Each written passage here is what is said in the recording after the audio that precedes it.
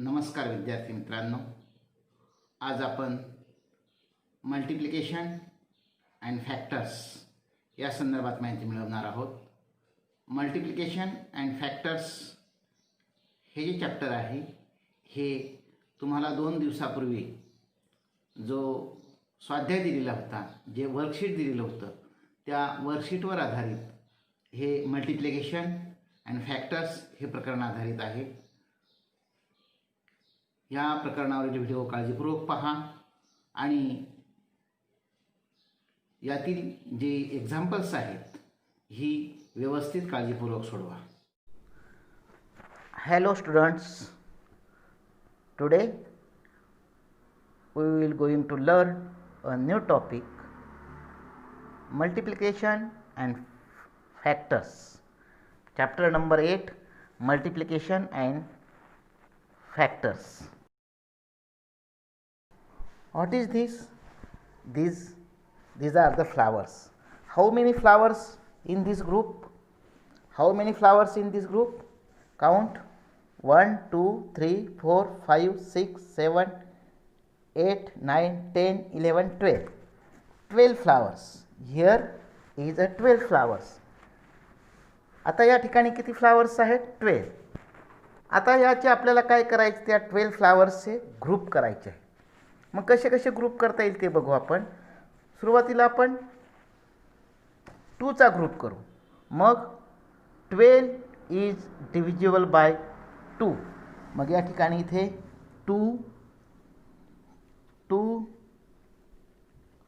2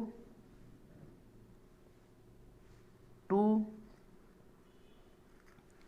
2 and 2. These are the group. इथे हे जे ग्रुप झालेले आहेत, हे किती ग्रुप झालेले बघा. 2 चे किती ग्रुप झालेले आहेत? 6 ग्रुप झालेले आहेत. किती ग्रुप झालेले आहेत? 6 ग्रुप झालेले आहेत. मग इथे 12 is divisible by 2. 12 is divisible by 2 हे तुमच्या लक्षात आलेलं आहे. अगोदर आपण 2 फ्लावरचे 6 ग्रुप केलेले होते. आता बघा बरं, ह्या ग्रुपमध्ये किती किती फ्लावर्स आहेत?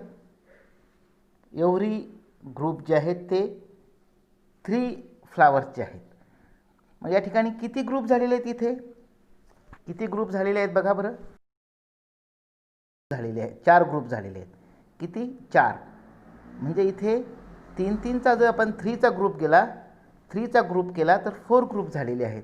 मग इथे या ठिकाणी आपण म्हणू 12 is divisible by 3. 12 is divisible by 3. म्हणजे काय होतं तर 3 ने 12ला निशेष भाग जातो, किंवा 3 जो आहे ह्या 3 ने 12ला पूर्ण भाग जातो, हे आपल्याला लक्षात येईल. पुढे बघू आपण. How many flowers in each group? प्रत्येक ग्रुपमध्ये every group. How many flowers in every group? 4. How many flowers in every group? 4 flowers in every group. Yes, बरोबर, राईट. बघा, ह्या 4 फ्लावरचा हा एक ग्रुप झालेला आहे. इथं पण 4 फ्लावर आहेत, इथं पण 4 फ्लावर आहेत, इथं पण 4 फ्लावर आहेत. म्हणजे या ठिकाणी काय उरलेत का? शिल्लक रिमेन काही राहिले का? नाही. एकही पूर्ण ग्रुप तयार झालेला आहे, एकही फुल शिल्लक राहिलेलं नाही. आणि म्हणून 12 इज डिव्हिजिबल बाय 4. या ठिकाणी आपण म्हणू 12 इज डिव्हिजिबल बाय 4. या ठिकाणी अशा पद्धतीने 12 जो आहे तो 12चा विभाजक आहे, हे आपल्या लक्षात येतं. आता इथे दुसरा ग्रुप जो आहे तो आपण करून बघू होतो. How many flowers in this group? 5. 1 2 3 4 5. How many flowers in this group? 1 2 3 4 5. And how many flowers in this group? Only 2. म्हणजे या ठिकाणी इथे आपल्याला काय म्हणता येईल की इथे 5चा ग्रुप तयार झालेला, इथं 5चा ग्रुप तयार झाला, इथं 2 फुलं उरलेली आहेत. मग याच्यावरून असं लक्षात येईल आपल्या की इथे 5चा ग्रुप आहे, 5चा ग्रुप आहे. 12 is not divisible by 5. 12 is not divisible by 5 म्हणजे 5 हा 12चा विभाजक नाही. 5 हा 12चा विभाजक नाही. मग आपण काय काय केलं होतं? पहिला ग्रुप जो आहे तो कितीचा केला होता? 2चा केला होता. पहिला ग्रुप कितीचा केला होता? 2. पहिला ग्रुप कितीचा? इथं हा 1 2 3 नंतर या ठिकाणी 4 6 आणि 12 हे जे आहेत हे काय आहेत? इथे हे सर्व 12चे विभाजक आहेत. या ठिकाणी इथे 1 2 3 4 6 and 12, which means that remainder is 0. These numbers are called divisors or factors of 12. म्हणजे काय? तर 1 2 3 4 6 and 12 यांना जर आपण हे केलं तर म्हणजे भागलं तर बाकी शून्य उरते आणि म्हणून यांना आपण काय म्हणतो? तर 12चे विभाजक असं म्हणतो आपण. मग या ठिकाणी इथे म्हणून आपण म्हणू 1 2 3 4 6 and 12, which means that remainder is 0. These numbers are called divisors or factors of 12. मग लक्षात आलं? या 12चे फॅक्टर्स कोणकोणते आहेत हे एक लक्षात येईल तुमच्या. पुढचं बघू आपण. How many flowers in this group? Count. How many flowers in this group? S. How many flowers? 1 2 3 4 5 6 7 8 9 10 11 12 13 14 15. How many flowers? 15 flowers. आता याचे 2 2चे ग्रुप करून बघू आपण. 2 2 2 2 2 2 and 2 remaining 1. 15 is not divisible by 2. 15 is not divisible by 2. लक्षात आलं? म्हणजे 2 जो आहे हा 2 15चा विभाजक नाही. मग या ठिकाणी 15चे विभाजक कोणकोणते आहेत ते आपल्याला बघायचे आहेत. आता आपण 3चा हे बघू आपण. 3 3 3 3 3 3 सगळे काय झालेले आहेत? इक्वल झालेले, इक्वल ग्रुप तयार झाले. मग इथे 3 is divisible by 15. 3 is divisible by 15. आलं लक्षात? 3 इज डिव्हिजिबल बाय 15. आता 4 बघू आपण. 4 इज डिव्हिजिबल बाय 15 येतो का? बघा 4 4 4 आणि इथे 4 नाही तर 3 उरलेले आहेत. मग इथे 15 इज नॉट डिव्हिजिबल बाय 4. इथे रिमाइंडर 3 उरलेला आहे.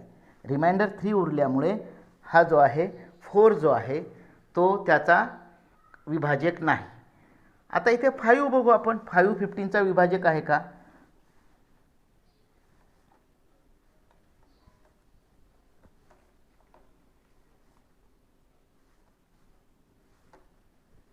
हां बरोबर आहे. इथे 1 2 3 4 5 सगळे याच्यामध्ये ग्रुपमध्ये किती किती फ्लो झालेले आहेत? 5 झालेले आहेत. म्हणजे 5 इज डिव्हिजिबल बाय 15 किंवा 15 is divisible by 5. 15 is divisible by 5. अशा पद्धतीने हे जे आहे. मग आता 15चे फॅक्टर्स कोणकोणते आहेत ते बघू आपण. 15चे फॅक्टर्स कोणकोणते आहेत? Factors of 15. Factors of 15.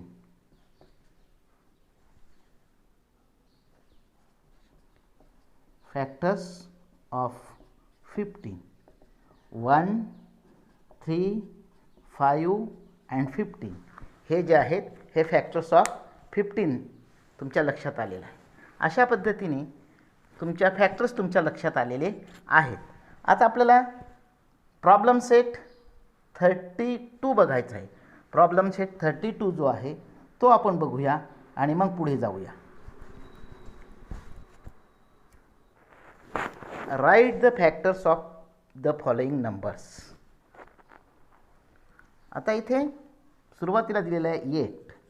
या 8चे फॅक्टर्स कोणकोणते असतील? तर कोणत्याही संख्येचा 1 हा फॅक्टर असतोच. कोणत्याही संख्येचा 1 हा फॅक्टर असतो. त्यामुळे डोळे झाकून 1 लिहायचा. 1 हा 2च्या पाढ्यात येतो का? 2च्या टेबलमध्ये येतो का? हा 8 2च्या टेबलमध्ये येतो का? सांग. येतो?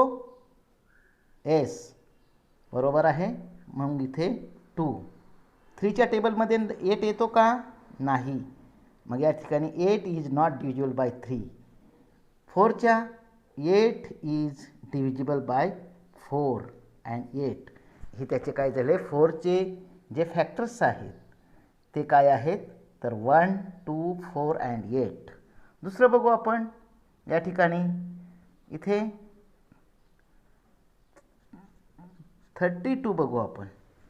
इथे कोणत्याही संख्येचा फॅक्टर जो असतो तो 1 असतोच. 1 इथे युनिट प्लेसवर 2 आहे म्हणजे 2 असतोच. इथे याचा जो 3 नसणार, 4 आहे. 4च्या पाड्यामध्ये याच्यात 32 येतो का? बघा, येतो. 4च्या टेबलमध्ये 32 येतो. 5च्या टेबलमध्ये 32 येत नाही. 6च्या टेबलमध्ये 32 येत नाही. आणि मग इथे 8च्या टेबलमध्ये 52 येतो. इथे 16 आणि इथे 32. हे झाले 32चे फॅक्टर्स. हे तुमच्या लक्षात आलेलं आहे. आता बघा, तुम्हाला एक वर्कशीट मी पाठवलेली होती आणि ती वर्कशीट सोडवायला सांगितली आहे. मी वर्कशीटमधले एक्झाम्पल्स घेत नाही, त्याच पद्धतीची दुसरी एक्झाम्पल्स घेतो. वर्कशीटची उदाहरणं तुम्हाला सोडवायची आहेत. पहिलं एक्झाम्पल होतं सर्कल द मल्टिप्लाईज ऑफ 9. त्याऐवजी मी काय घेतलं आहे? Circle the multiplies of 8. म्हणजे 8च्या टेबलमध्ये येणारे जे यामध्ये दिलेले आहे त्याच्यावर काय करायचं? सर्कल करायचं आहे. 14 जो आहे तो 8च्या टेबलमध्ये येतो का? नाही. 9 येतो का? नाही. मग इथे 16 इज मल्टिप्लाईज बाय 8. त्यानंतर 24 हा जो आहे हा मल्टिप्लाईज आहे 8चा. त्यानंतर इथे 36 हा मल्टिप्लाईज आहे. आणि त्यानंतर 48 हा सुद्धा मल्टिप्लाईज आहे.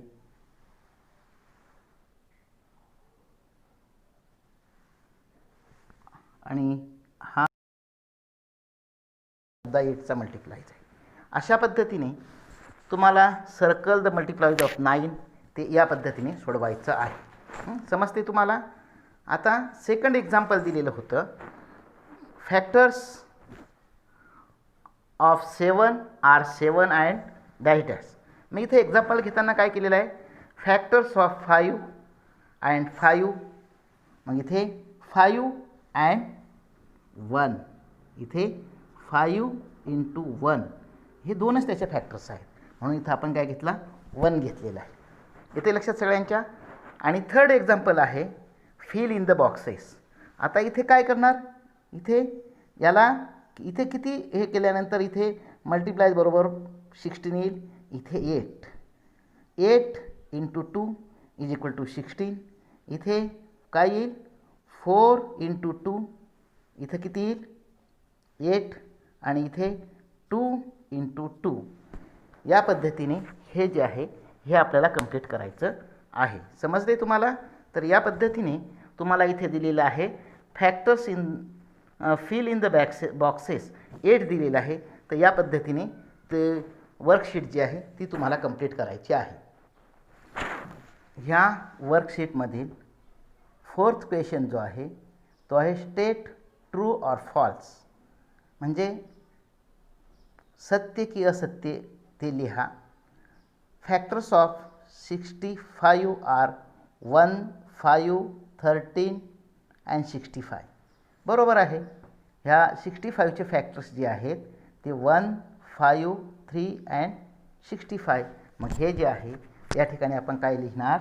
इथे ट्रू.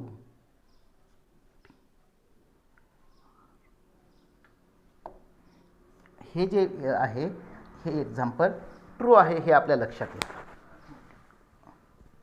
हे जे एक्झाम्पल आहे हे कसं आहे? ट्रू आहे किंवा सत्य आहे हे आपल्या या ठिकाणी लक्षात येतं. क्वेश्चन नंबर 5 या ठिकाणी दिलेला आहे तो जरा डोकं लावण्यासारखा आहे. क्वेश्चन नंबर 5 काय दिलेला आहे?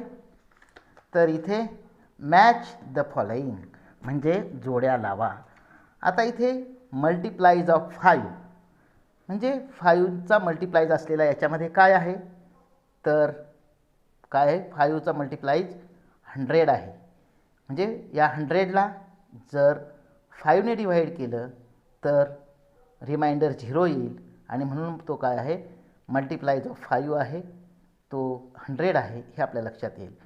सेकंड आहे ग्रेटेस्ट फॅक्टर ऑफ 21 म्हणजे 21चा ग्रेटेस्ट फॅक्टर कोणता असेल, कोणत्याही संख्येचा बघा ग्रेटेस्ट फॅक्टर तीच संख्या असते. कोणत्याही संख्येचा ग्रेटेस्ट फॅक्टर जो आहे तो तीच संख्या असते. त्यामुळे ह्या 21चा ग्रेटेस्ट फॅक्टर जो आहे तो 21 येईल. हां, येते लक्षात सगळ्यांच्या. त्यानंतर कॉमन फॅक्टर ऑफ 2 अँड 5. आता कॉमन फॅक्टर ऑफ 2 अँड 5 कसं आहे, तर 2 आणि 5चे कॉमन फॅक्टर, 2चे कोणकोणते, 2चे फॅक्टर्स आपण पाहिले.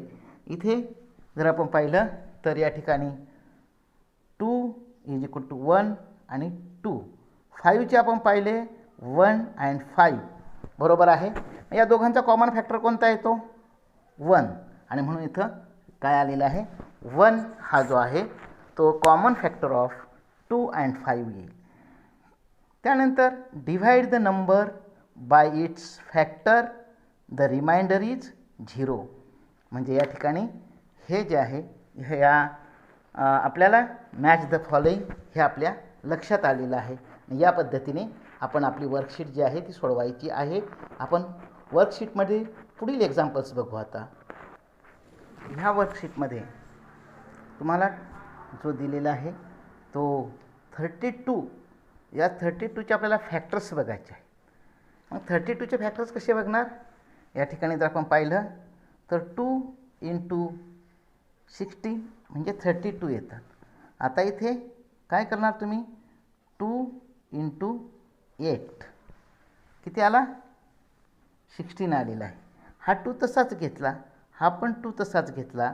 इथे 2 × 4, बरोबर आहे, 2 × 4. आता हा 2 तसाच घेतलेला आहे आपण, इथे पण 2 तसाच आलेला आहे, हा पण 2 तसा इथे घेतलेला आहे. आणि 2 या 4चे पुन्हा 2 × 2. या पद्धतीने त्याचे फॅक्टर्स जे आहेत हे फॅक्टर्स आपण पाडलेले आहेत. हे तुमच्या लक्षात येईल.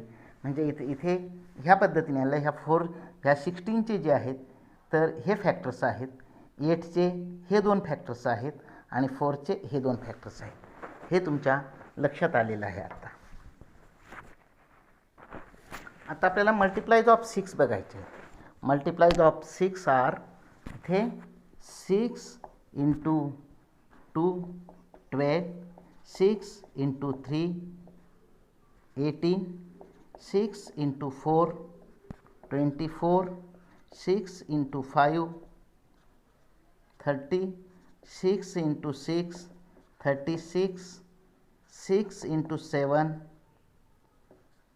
42, 6 × 8 48, 6 × 9 54, 6 × 10 60. असे जे आहेत ते या पद्धतीने आपल्याला याचे मल्टिप्लाईज जे आहेत हे मल्टिप्लाईज आपल्याला बघता येतात. हे जे आहे ते सगळे 6चे मल्टिप्लाईज आहेत. समजलं सगळ्यांना. अशा पद्धतीने आपण आपली वर्कशीट जी आहे ती पूर्ण करायची आहे.